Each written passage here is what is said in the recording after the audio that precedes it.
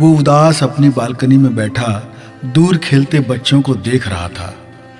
जब से उसकी जिंदगी से आभा गई थी, उसकी जिंदगी मायूसी और गम के सागर में डूब गई थी। वो सोच रहा था कि रिश्ते भी कांच के प्याले की तरह होते हैं। जिस दिन टेबल पर आते हैं, उनके टूटने का वक्त भी तय हो चुका होता है। कभी किसी हाथ की जरा सी लापरवाही उसे चकनाचूर कर देती है, जिसके टुकड़े अब सिवा चुभन और जख्म देने के किसी काम के नहीं होते।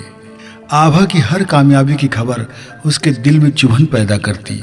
वो तड़प उठता। उसने सोच रखा था कि आभा बस इसी तरह उसके सामने डोलती रहेगी और वो मनमाना बर्ताव करता रहेगा। कितनी काबिल थी आभा। उसकी आवाज़, उसके बोलने का अंदाज बेहद आकर्षक था और लोगों को प्रभावित करता था। पर वो अपनी प्रतिभा को भूलकर वरुण के लिए समर्पित हो गई थी। वरुण शहर के नामी अखबार का पत्रकार था। उसकी कलम की धार से सत्तासीनों के दिल धड़कते, सिस्टम में हलचल मच जाती, कब किस पर गाज गिर जाए। पर इस कामयाबी ने वरुण को भरमा दिया था। शोहरत की चोटी पर पहुंचकर वो फिसलने लगा। उसके दिमाग में अपने खास होने का एहसास गुरूर बन गया था। और इस दुनिया में ये तो तय है कि जो जो आप कामयाबी की चोटी पर पहुंचते हैं, वहाँ जगह तंग होती जाती है और आप बहुतों के निशाने पर आ जाते हैं। हर कोई आप पर निशाना लगाता है। किसी का वार लग गया तो आप सीधे नीचे। वरुण को बड़े बड़े प्रस्ताव मिलने लगे। जब इन सब का उस पर कोई असर नहीं हुआ तो फिर उसके दिल से खेलने की साजिशें होने लगी। उसकी कलम ने जिन पर वार किया, वो घायल सांप की तरह उसे डसने की फिराक में थे। वो बहुत खूबसूरत थी। जहाँ भी जाती, जिस महफिल में होती, लोगों की निगाह उस ओर हो जाती। हर कोई उसकी नज़दीकी पाने को बेताब रहता। एक शाम वरुण कॉफ़ी हाउस में बैठा अपने प्रेस के साथियों के साथ किसी मसले पर चर्चा कर रहा था और उसी वक्त उसकी धमाकेदार एंट्री हुई। मिस्टर वरुण, नमस्कार। मैं सना हूँ, आपकी बहुत बड़ी fan. Oh, thank you, Varun ने कहा। सना ने मोहक मुस्कान के साथ कहा, क्या मैं आपके पास बैठ सकती हूँ? वरुण ने उत्सुक होकर कहा, क्यों नहीं, श्योर, और बैठने का इशारा किया।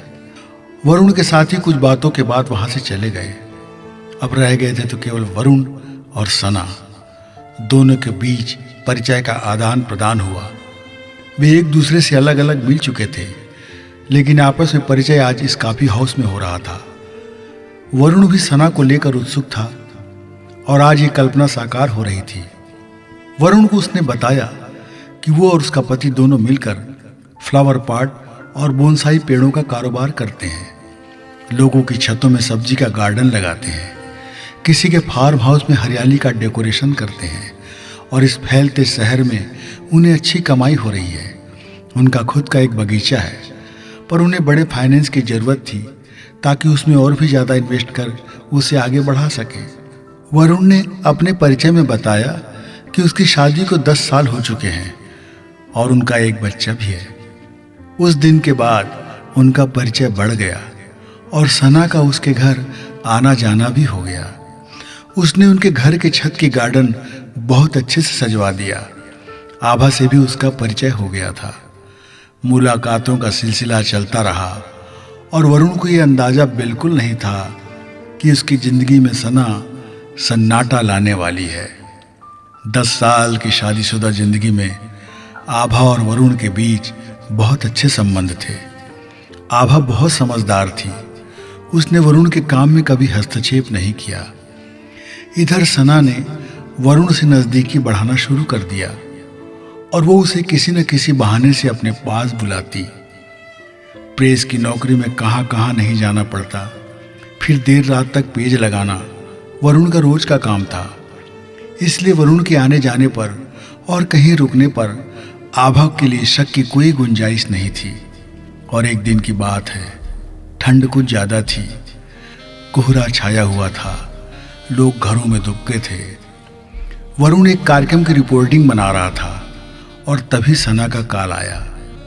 उसने उसे अपने घर बुलाया था। वरुण उसे इनकार नहीं कर सका। आज सना के घर में उसके अलावा कोई नहीं था। वो अकेली बैठी थी। उसकी टेबल पर कांच के प्याले रखे थे और एक महंगी शराब की बोतल। उसने वरुण का स्वागत किया और हाथ पकड़कर पास में बैठा लिया। उसने 2 पैग बनाया और एक गिलास वरुण को दिया। वरुण सिप लेने लगा और शराब की मस्ती उसके दिमाग पर छाने लगी। इस सर्दी के मौसम में, इस माहौल में, एक तन्हा बेहद खूबसूरत लड़की के साथ जो उसे आमंत्रित कर रही थी, उसके साथ घड़ी 2 घड़ी बैठना और उस पर शराब का प्याला, ये सब वरुण को बेहद कामुक बना रहे थे। बातों के बीच सना उठी और किचन में गई। उसे जाता देखकर वरुण खुद को काबू में नहीं रख पा रहा था। उसे लग रहा था कि वो सना के पास चला जाए। तब तक सना खुद उसके पास आकर बैठ गई और वरुण और सना के बीच एक संबंध स्थापित हो गया। वरुण ने सना का चुम्बन ले लिया। सना उसके कंधे पर निढाल होकर टिक गई। वरुण के हाथ सना के कमर पर और सना का सिर वरुण के कंधे पर। और फिर उन दोनों ने उस रात एक अपूर्व सुख लिया। अब ये सिलसिला चलने लगा। मौके पर उसका कॉल आता और वरुण के लिए रुकना मुश्किल हो जाता। कभी कभी शौकिया पीने वाला वरुण अब अक्सर पीने लगा था। घर में भी आभा के साथ उसका बर्ताव बदल गया। सना की गिरफ्त में वरुण नशे का आदी हो गया और उसकी काम के प्रति लापरवाही बढ़ने लगी। साथ साथ सना से उसकी नज़दीकी को सब जानने लगे थे। सना ने उसके नाम का इस्तेमाल कर नेताओं और अफसरों से अपना काम बनवा लिया और खूब मलाई बटोरी। साथ ही वो वरुण को बर्बाद करने की साजिश में किसी के इशारे पर काम कर रही थी। सना को उसका भी इनाम उसे मिल रहा था।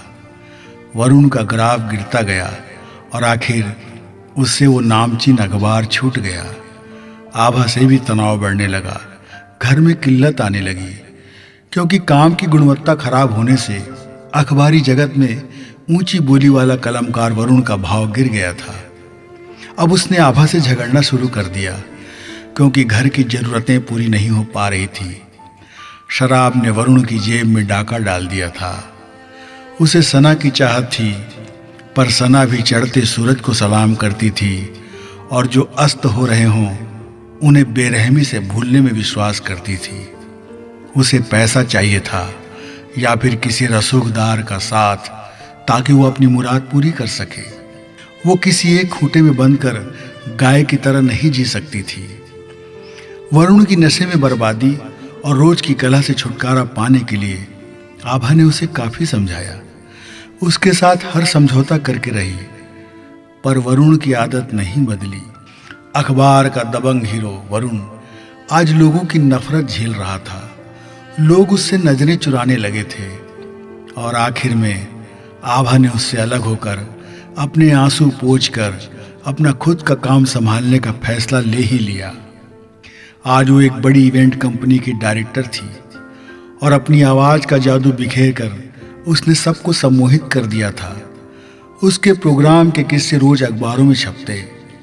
कल तक वरुण की कलम में ऐसे किस्से छपते और कोई स्टार बन जाता। आज वरुण खुद बेकार नशेड़ी होकर पड़ा था।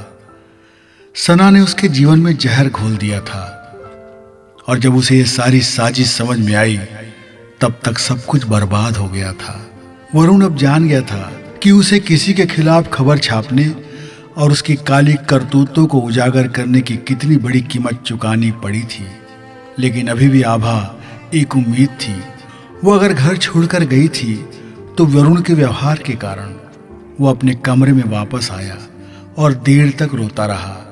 हर उन दिनों को याद कर, आभा के साथ सुकून भरी जिंदगी याद कर, और फिर नफरत और हिकारत से उसने खुद को आईने में देखा और शराब की बोतल और उन कांच के प्यालों को उसने मन ही मन कहा, कांच के प्यालों के टूटने का वक्त अब आ गया है। और उसने उन प्यालों को तोड़कर डस्टबिन में डालकर आभा को फोन मिलाया। आभा की जानी पहचानी मधुर आवाज आई, हेलो वरुण, कैसे हो? वरुण देर तक रोता रहा। दिल की गहराई से निकले उसके अफसोस की आवाज को आभा ने सुन लिया था और वो उसे ढाढ़स बंधा रही थी। रेडियो पर एक गाना बज रहा था, तुम अपना रंजो गम अपनी परेशानी मुझे दे दो। साहिर साहब का ये गीत बज रहा था और वरुण रो रहा था। कहा जाता है कि पत्नी का आंचल पति के तपते हृदय के लिए सुकून भरी छांव है। आभा ने वरुण को अपना लिया और ये गाना आभा की तरफ से बज रहा था, तुम अपना रंजो गम अपनी परेशानी मुझे दे दो।